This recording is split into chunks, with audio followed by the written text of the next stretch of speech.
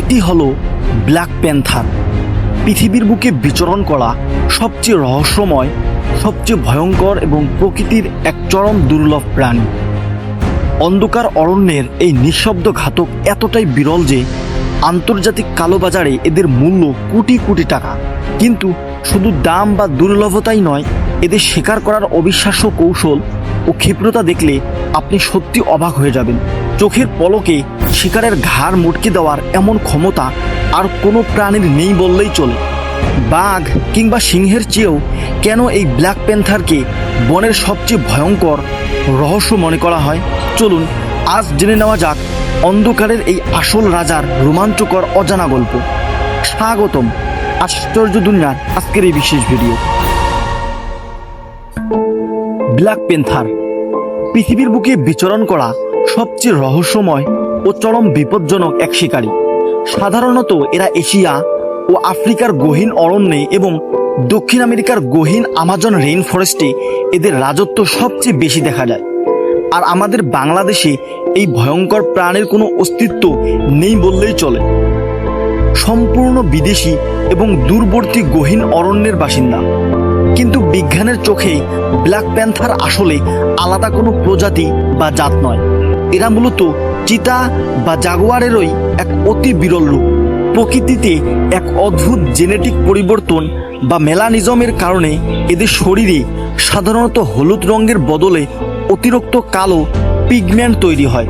ফলে বাইরে থেকে এদের কুচকুচে কালো মনে হলেও রোদের আলোয় ভালো করে দেখলে এদের শরীরের ভিতরে চিতার সেই চিরচেনা গোল গোল ছোপ দাগগুলো স্পষ্ট ভেসে ওঠে।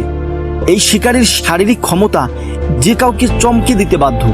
একটি পূর্ণবয়স্ক ব্ল্যাক প্যান্থারের ওজন 50 থেকে 100 কেজি পর্যন্ত হতে পারে এবং এরা লম্বায় প্রায় 7 থেকে 8 ফুট পর্যন্ত হয়ে থাকে। গভীর জঙ্গলে প্রতিকূল পরিবেশের সাথে লড়াই করে এরা প্রায় 12 থেকে 15 বছর পর্যন্ত বেঁচে থাকে। ব্ল্যাক প্যান্থারের ক্ষিপ্রতা রীতিমতো অবিশ্বাস্য। শিকারের পিছনে এরা ঘন্টায় প্রায় 60 কিলোমিটার গতিতে ছুটতে পারে।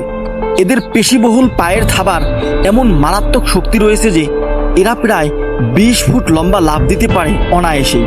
কিন্তু এদের সবচেয়ে ভয়ঙ্কর ও অলৌকিক ক্ষমতা হলো গাছে ওঠার ক্ষমতা।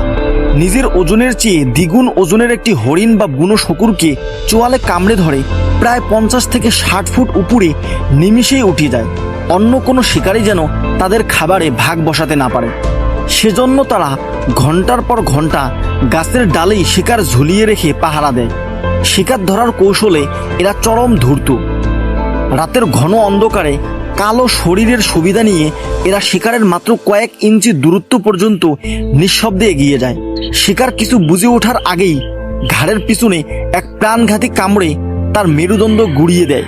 প্রকৃতিতে এদের চরম দুর্লভতার কারণে আন্তর্জাতিক অবৈধ কালোবাজারে একটি ব্ল্যাক প্যান্থারের চামড়া, নখ, দাঁত এবং কঙ্কালের মূল্য ওঠে কয়েক কোটি টাকা পর্যন্ত। চোরা শিকারীদের কাছে এটি কোনো সাধারণ প্রাণী নয়, বরং অন্ধকারের বুকে হেঁটে বেড়ানো এক জীবন্ত সোনার খনি।